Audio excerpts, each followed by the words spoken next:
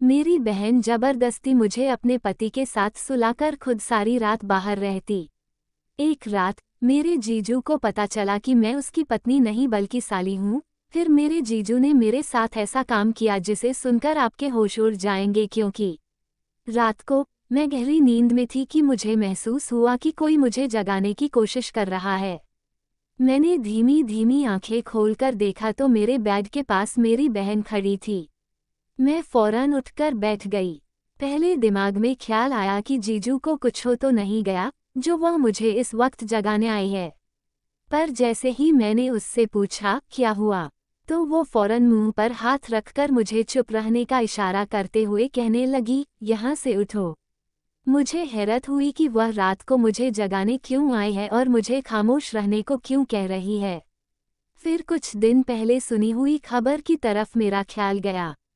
मुझे लगा कि शायद घर में कोई घुस आया है, इसलिए वह ऐसा कर रही है। मैंने इशारे से पूछा, क्या बात है? तो उसने जो बात मुझे कही वो मुझे परेशान करने के लिए काफ़ी थी।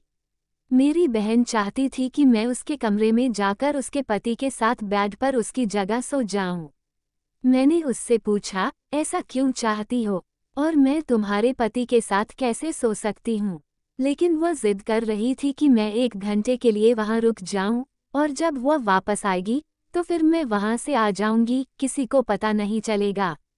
जबकि मुझे डर था कि जीजू को पता चल जाएगा तो एक दिन हम दोनों बहनों को घर से निकाल देंगे और किसी मर्द के साथ उसकी पत्नी की जगह मैं कैसे सो सकती थी।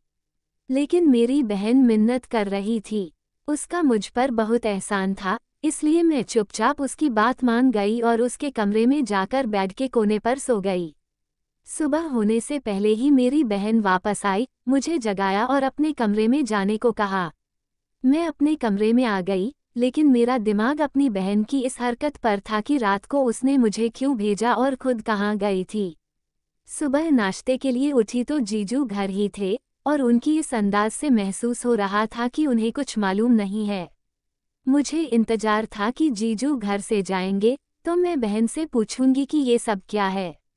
जीजू के जाने के बाद जब मैंने दीदी से सवाल किया, यह क्या मसला था और तुम रात को कहाँ गई थी, तो वह मेरे सवाल पर रुकने लगी। उसने कहा, मैं तो रात को अपनी दोस्त के साथ हॉस्पिटल में थी। उसकी बात ने मुझे हैरान कर दिया। अगर वह किसी दोस्त के साथ हॉस्पिटल गई थी तो ये तो अच्छी बात है और जीजू को बताकर भी जा सकती थी। यही बात मैंने अपनी बहन से कही तो कहने लगी, मेरी उस दोस्त को तुम्हारे जीजू पसंद नहीं करते क्योंकि वह लड़की अकेली रहती है और उसकी शादी भी नहीं हुई है। सबको लगता है कि जो लड़कियां अकेली रहती हैं वे बदचलन होती हैं। हालांकि ऐसा नहीं है, लेकिन ये भी बाकी मर्दों की तरह उसे बदचलन समझते हैं। मैंने जब पूछा उसके साथ आखिर ऐसा क्या हुआ था कि रात को हॉस्पिटल जाना पड़ा, तो मेरी बहन इस बात को टाल गई और मेरा धन्यवाद करने लगी, रात को तुमने मुझे बचा लिया। मैं भी इस बात को भूल गई, चलो एक अच्छा ही काम किया था।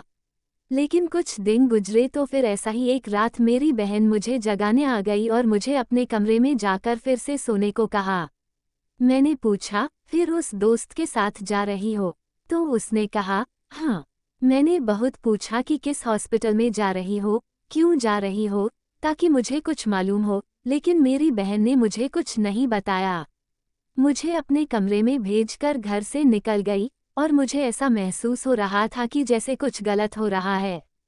यकीनन मेरी बहन कुछ गलत कर रही थी और रात को हॉस्पिटल जाने के बहाने से कहीं और जाती थी।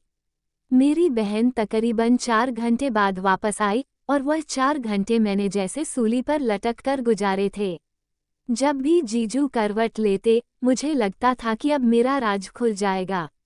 लेकिन खैर, मैंने दिल में पूरी तौर पर सोच लिया कि अब मैं अपनी बहन की बात कभी भी नहीं मानूंगी और ऐसा कुछ हुआ तो जीजू को सारी बात सच बता दूंगी, क्योंकि उन्हें सब कुछ मालूम होना चाहिए। बहन ने मेरे हर सवाल को टाल दिया और इसी तरह चलता रहा। तकरीबन 1 हफ्ते बाद फिर से मेरी बहन मेरे कमरे में मौजूद थी और आज रात फिर चाहती थी कि मैं उसके कमरे में जाकर सो जाऊं। मैंने सख्ती से इनकार कर दिया, यहाँ तक कि धमकी भी दी कि मैं जीजू को सब बता दूंगी।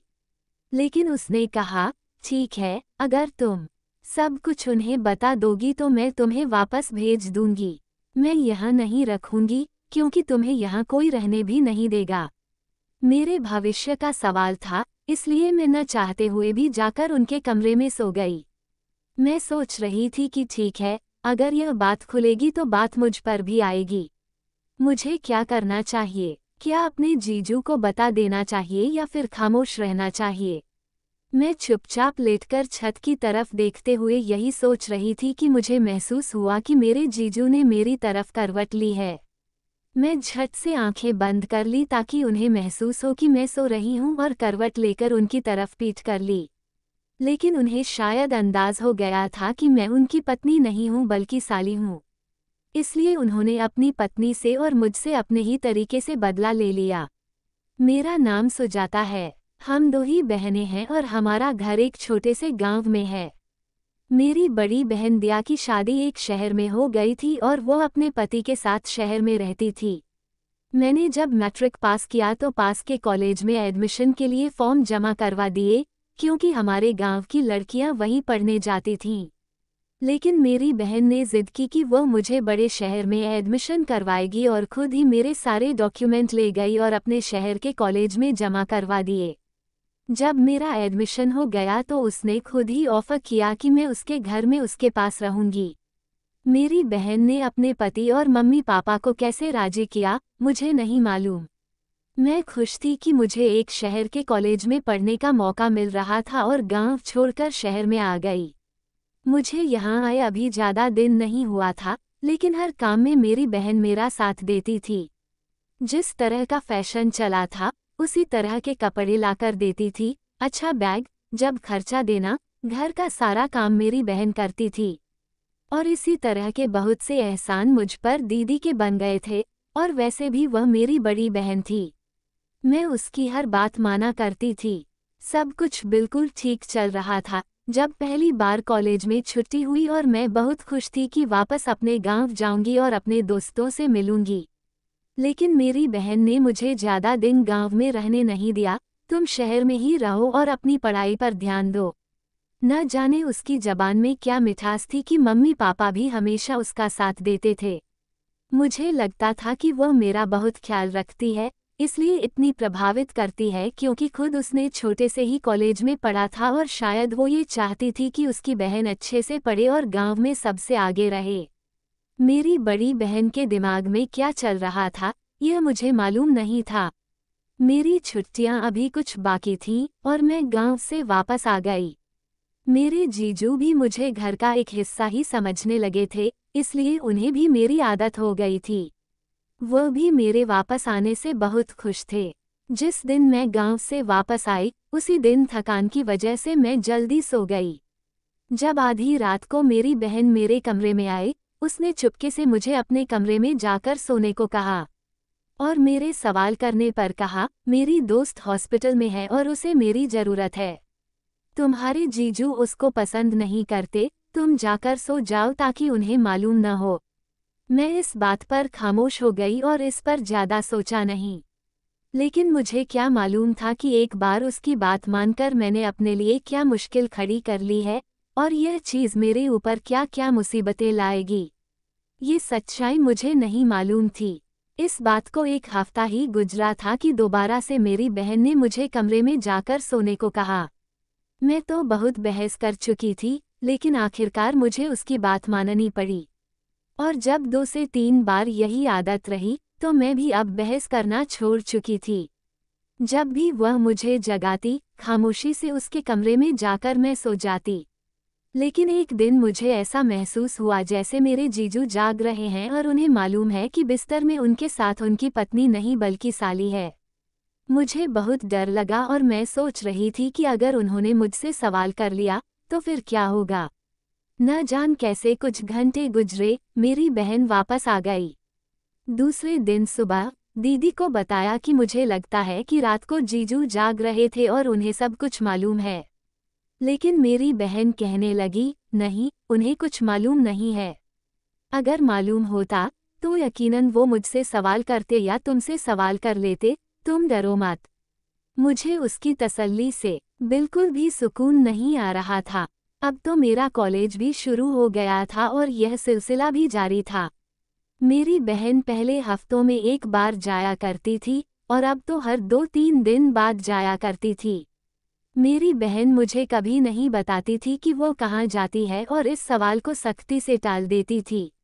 और हैरत की बात ये थी कि वह जिस दोस्त का नाम बताती थी, उस दोस्त को आज तक मैंने कभी देखा ही नहीं था।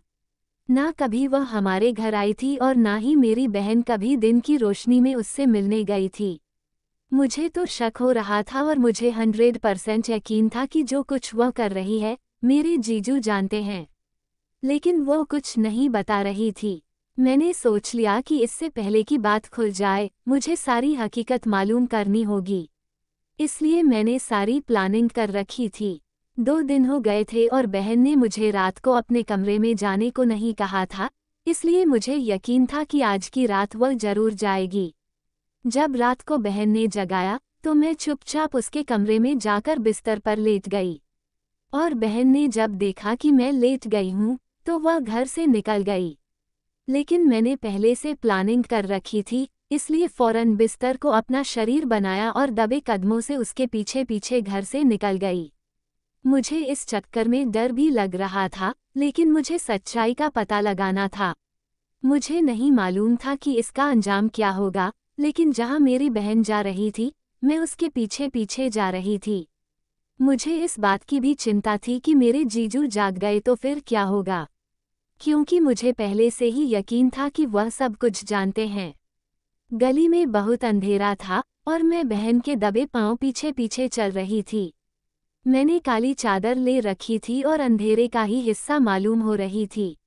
मैं बहुत ज्यादा डरपोक थी, दिल में बहुत डर रही थी, लेकिन मेरी बहन बगैर किसी डर और खौफ के आगे जा रही थी।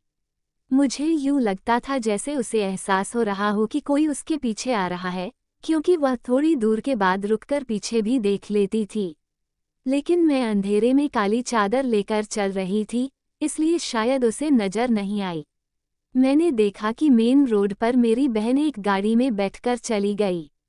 अंधेरे की वजह से गाड़ी का नंबर भी ना देख सकी, और हैरत की बात यह थी कि गाड़ी की हेडलाइट वगैरह भी ऑन नहीं थी और गाड़ी भी काले रंग की थी। इससे मुझे कुछ मालूम नहीं हो सका कि वो कैसी गाड़ी है, उसका क्या नंबर है। मेरे पास अब कोई रास्ता नहीं था, इसलिए मुझे वापस आना पड़ा। मैं खामोशी से अपनी बहन के कमरे में आ गई और उसकी जगह जाकर लेट गई। लेकिन मुझे इस रात यकीन था कि मेरे जीजू जाग रहे हैं। लेकिन उन्होंने मुझसे कोई सवाल नहीं किया और न ही मैंने कोई आवाज पैदा की। बिल्कुल खामोशी से लेटी रही। फिर 3 घंटे के बाद दिया वापस आए और उसने मुझे खामोशी से इशारा किया। और हमेशा की तरह मैं उठकर अपने कमरे में चली गई, वह अपनी जगह पर लेट गई। लेकिन मैंने सोच लिया था कि आज सुबह अपनी बहन से फिर सवाल करूंगी कि वो कहाँ जाती है। अगर उसने मुझे कुछ ना बताया, तो सच सच सारी बातें अपने जीजू को बता दूंगी, क्योंकि मैं इस खेल का हिस्सा नहीं बन सकती थी और ना ही बनना चाहती थी। मुझे अपनी बहन पर हैरत हो रही थी कि वह कैसे ये सब कुछ कर रही है, क्योंकि मुझे यकीन था कि वो गलत रास्ते पर चल रही है और उसकी ऐसी कोई दोस्त नहीं है। शायद वो किसी लड़के के साथ जाती है। और अब मैं अपनी बहन के मामलों में बहुत गौर कर रही थी। तो मुझे अंदाज़ा हुआ कि मेरे जीजू की सैलरी इतनी ज़्यादा नहीं है, तो फिर मेरी बहन रोज रंग बिरंगे सूट कहाँ से लेती है और मुझे भी पॉकेट खर्च देती है। ये सारे पैसे उसके पास कहाँ से आते हैं? जैसे जैसे मैं सोचती जा रही थी, मुझे हर कहानी में शक नजर आ रहा था। कुछ तो गलत हो रहा था और इसी बात ने मुझे बहुत ज़्यादा परेशान कर दिया था। क्योंकि अगर यह बात खुल जाती है, तो मेरा भविष्य भी खराब होगा और साथ में बहुत ज़्यादा बदनामी भी होगी। और आखिर वह ये सब क्यों कर रही थी? उसकी एक ही ख्वाहिश थी कि उसकी शादी शहर में हो, और उसकी ख्वाहिश पूरी हो चुकी थी शादी की। तो फिर क्यों धोखा दे रही है अपने पति के साथ? ऐसा क्यों कर रही है? मेरे मन में बहुत सवाल थे, लेकिन मेरे पास जवाब नहीं था। जवाब मेरी बहन के पास थे, जो मुझे बिल्कुल जवाब नहीं देना चाह रही थी। मुझे उससे हर सवाल का जवाब चाहिए था, इसलिए मैंने दूसरे दिन सुबह कॉलेज से छुट्टी कर ली और जीजू के ऑफिस जाने के बाद अपनी बहन से सवाल किया, तुम कहाँ जाती हो और किसके साथ जाती हो? मैंने उससे कहा, मुझे सब कुछ सच सच बता दो, क्योंकि मैं जानती हूँ कि तुम किसी गलत रास्ते पर चल निकली हो और कल रात में ही तुम्हारा पीछा कर रही थी। अब भी अगर तुमने मुझे सच ना बताया तो मैं तुम्हारे पति को सब कुछ बता दूंगी। मेरी बात सुनकर कुछ डर तो मेरी बहन परेशानी में आई, लेकिन फिर उसने कहा, अगर मैं किसी के साथ जाती हूँ तो यह मेरा मसला है। मैं तुम्हें यहाँ इसलिए लाई थी कि तुम मेरा साथ दे सको। मेरा और तुम्हारा चेहरा एक जैसा है, अंधेरे में बिल्कुल समझ नहीं आएगा कि मैं कौन हूँ और तुम कौन हो। और तुम्हें ये सब कुछ करना ही होगा जब तक मैं चाहती हूँ। अगर तुम मना करोगी तो मेरे पास एक ही रास्ता है, मैं तुम्हें गांव वापस भेज दूंगी और माँ को ये बता दूंगी कि तुम्हारा जीजू से किसी किस्म का कोई रिश्ता था, इसलिए मैंने तुम्हें वापस भेजा है। इसके बाद ना तो तुम्हें मम्मी पापा आगे पढ़ने देंगे और ना ही गांव में तुम्हारी कोई इज्जत करेगा। उसकी इस बात ने मेरी आंखें खोल दी थीं। अगर दीदी सच में ऐसा कर देगी तो मैं किसी को मुंह दिखाने के लायक नहीं रहूंगी। लेकिन मुझे अपनी बहन की खुदगर्जी पर अफसोस भी हो रहा था। उसी वक्त तो रोते हुए मैं वहां से उठ गई, लेकिन अपने कमरे में जाकर सोचने लगी कि दीदी यह सब कुछ क्यों कर रही है। वह तो बहुत ही सीधी सादी लड़की थी। उसकी सारी जवानी मेरे सामने ही थी। उसने कभी कोई गलत रास्ता नहीं चुना था, हालांकि वह शहर में अकेले पढ़ने भी गई थी। उसने शहर से 3 महीने का कंप्यूटर कोर्स किया था। वो अकेली रहती थी, कभी भी उनके बारे में कोई गलत बात नहीं सुनी थी। तो अब जब वह शादीशुदा है तो ऐसे काम क्यों कर रही है? कभी लगता वो कुछ गलत नहीं कर रही है, लेकिन आंखों देखा कभी झुठलाया नहीं जा सकता है। मैं हर तरफ से फंस चुकी थी। अगर किसी को कुछ बताती तो मेरी बेइज्जती थी, और अगर ना बताती तो मुझे अपनी बहन के इशारों पर नाचना था और उसकी कठपुतली बनकर रहना था। इसलिए हर रास्ता बंद हो चुका था। पढ़ाई अधूरी छोड़कर गांव जाती तो भी सब सवाल करते, और अगर किसी से कुछ बताती तो बहन की धमकी सामने थी। इसलिए मुझे खामोशी से वही करना था जो वह कह रही थी। हालांकि इस काम में मेरी रजामंदी नहीं थी, और उधर मेरे जीजू के रंग बदलते जा रहे थे, जो मेरे लिए बहुत ज्यादा परेशानी की बात थी। वो बहन के सामने तो बिल्कुल नॉर्मल रहते थे, लेकिन जैसे ही मेरी बहन आगे पीछे होती तो मुझे इशारों में बातें करने लगते, जैसे वो जानते हों कि मैं रात को उनके पास सोई हूँ। ये बात मेरे लिए और ज्यादा मुसीबत थी। मैं पढ़ाई छोड़कर हॉस्टल में नहीं रह सकती थी। मैंने सोचा था कि माँ या पापा से नहीं तो जीजू से यह बात जरूर कर लूंगी, लेकिन अब उनकी मीठी मीठी बातों की वजह से मैं उनसे भी खींची हुई रहती थी। अब मेरे लिए कोई रास्ता नहीं था सिवाय भगवान के। मैं रो रोकर भगवान से प्रार्थना करती थी कि वे मेरी बहन को सही रास्ता दिखा दें या मुझे इन सब से निकलने का कोई रास्ता बता दें। एक बार बहन की अलमारी से कोई चीज़ ढूंढ रही थी कि मैंने आंखों से एक अजीब सी चीज़ देखी। पीछे के साइड कुछ छुपाया गया था, और जब मैंने वो खोलकर देखा तो मैं हैरत में रह गई। उसमें लड़कियों की जीन्स और शर्ट पड़ी हुई थी। ऐसा कपड़ा तो हमारे यहाँ दूर दूर तक कभी किसी ने नहीं पहना था। मैंने अपनी बहन को भी पहने कभी नहीं देखा था। तो इसका मतलब यह है कि मेरा शक सही है। मेरी बहन गलत रास्ते पर चल रही है। दोस्तों से मिलने के लिए ऐसा कपड़ा पहनती है। इस चीज़ ने मुझे परेशान कर दिया, और अपनी बहन से मुझे नफरत महसूस हुई, और जीजू का व्यवहार बदलते जा रहा था। और बहन को भी नहीं बता सकती थी, जो खुद किसी गलत रास्ते पर चल रही हो। वह मेरी क्या मदद करेगी? वो तो मुझे अपने पति के साथ ही मिलकर बदनाम कर देगी। और फिर एक दिन भगवान ने मेरी सुन ली। मुझे सारी हकीकत मालूम हो गई। मैं कॉलेज से वापस आई तो हमारे घर के सामने कुछ अजीब किस्म की भीड़ थी। मुझे किसी अनहोनी का आभास हुआ। मैं भीड़ को हटाते हुए जब अंदर पहुंची तो सामने का मंजर मुझे बहुत ही डरा देने वाला था। पुलिस वालों ने मेरे जीजू को पकड़ रखा था और मेरी बहन वहीं पर खड़ी थी, लेकिन कुछ भी नहीं बोल रही थी। मैंने पूछा, ये सब क्या हो रहा है? तो मेरी बहन ने फौरन मुझे पकड़कर अपने पीछे कर लिया और कहा, बिल्कुल खामोश रहो। मुझे लगता है कि मेरी बहन ने अपने पति को पकड़ा दिया है ताकि वो किसी और के साथ रंगलियां मना सके। यही बात मैंने अपनी बहन से कही तो उसने मुझे खामोश रहने को कहा। मेरे जीजू चीखते रहे और पुलिस उनको पकड़कर ले गई। भीड़ हटने के बाद मैं अपनी बहन पर गुस्सा होने लगी कि तुम्हें अपने पति को गिरफ्तार नहीं करवाना चाहिए था। उन्होंने क्या जुर्म किया है? अगर तुम्हें वह पसंद नहीं थे तो उनसे डिवोर्स ले सकती थी, लेकिन बेगुनाह को ऐसे पकड़वाना बिल्कुल भी अच्छी बात नहीं है। मेरी बहन ने कहा, वह बेगुनाह कैसे हैं? क्या वो तुम्हें तंग नहीं करते थे? इस बात पर मैं सिर झुका कर रह गई। तो मेरी बहन ने कहा, तुम यहाँ बैठो, मैं तुम्हें बताती हूँ कि हकीकत क्या है। और फिर मेरी बहन ने मुझे जो हकीकत बताई वो मुझे हैरान करने को काफ़ी थी। उसने जो मुझे बताया यह उसकी जुबानी बता रही हूँ। शादी से पहले मैं शहर में 1 महीने का कोर्स करने आई थी। तुम्हें याद है? मैंने कहा, मुझे याद है। इस पर उसने मुझे बताया कि वो कोई कंप्यूटर कोर्स नहीं था, बल्कि उसने पुलिस फोर्स ज्वाइन कर ली थी और वो उसकी ट्रेनिंग लेने आई थी। घर में यह बात किसी को नहीं बताई। ये बात सिर्फ उसकी और मेरे मम्मी पापा को मालूम थी। कुछ साल के बाद उसका रिश्ता आ गया और मम्मी पापा ने जिद करके मेरी बहन की शादी कर दी।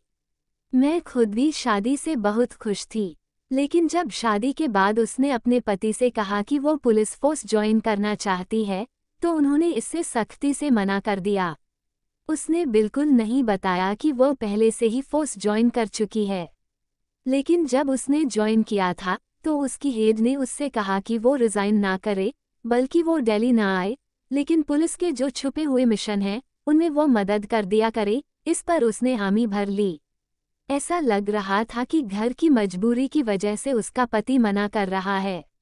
एक बार एक छुपी हुई गैंग के खिलाफ उन्हें सबूत ढूंढना था और उसने पति को बताए बिना ही काम शुरू कर दिया। लेकिन जब गैंग के बारे में मालूम किया गया तो उसका पति भी इसी गैंग का एक हिस्सा था और इसलिए पुलिस फोर्स ज्वाइन करने से मना करता था। इसलिए उसने एक जुआ खेलने का फैसला किया और मुझे इस्तेमाल करके, जो रातों को उठकर भाग जाती थी तो वह अपने काम की वजह से जाती थी। उसे मालूम था कि उसका पति सब कुछ जानता था। जो हमेशा से मुझे लगता था कि मेरे जीजू जानते हैं, वो हमेशा से जानते थे कि मैं कहाँ चली जाती हूँ। मसला ये था कि उसकी नीयत तुम पर खराब हो चुकी थी। इस वजह से वह हम लोगों पर हाथ नहीं डाल रहा था और वह चाहता था कि उसके बंदे मुझे रंगे हाथों पकड़ें और इस बात को बुनियाद बनाकर वह मुझे छोड़कर तुमसे शादी कर ले। लेकिन मैं उसके बंदों के हाथ कभी नहीं आई और मैं सब कुछ जानते हुए भी आंखें बंद करके बर्दाश्त कर रही थी, क्योंकि मुझे मालूम था कि इस वक्त जो हो रहा है वह एक जुआ है। और आज मैंने खुद उसकी गिरफ्तारी भी की है, क्योंकि मैं अपने पति को खो सकती हूँ, लेकिन इस मुल्क के साथ गद्दारी नहीं कर सकती।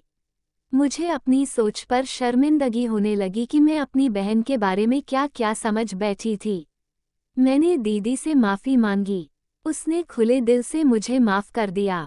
मेरी बहन ने अपने पति से डिवोर्स ले ली और पुलिस फोर्स ज्वाइन कर ली। हम अब भी इस शहर में रहते हैं, लेकिन अब मेरे सिर पर किसी जीजू का साया नहीं था और न ही मुझे डर सताता है कि मेरी बहन किसी गलत रास्ते पर चलेगी और मुझे इस्तेमाल करेगी, क्योंकि आंखों का देखा हमेशा सच नहीं होता। दोस्तों, ये कहानी अगर आपको अच्छी लगी हो तो कृपया सब्सक्राइब जरूर करें। धन्यवाद और मिलते हैं अगले कहानी में।